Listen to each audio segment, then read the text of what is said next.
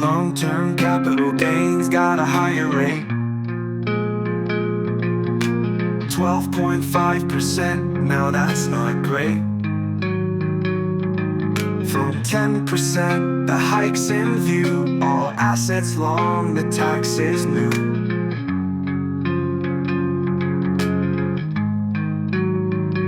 But there's a silver lining bright.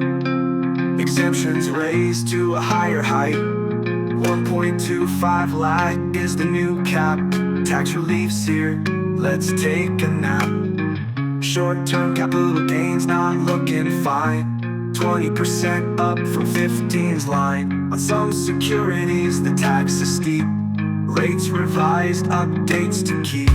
Tax rates rising, highs and lows. Exemptions shift as the story goes. Hikes and breaks, it's a mixed display. Navigating change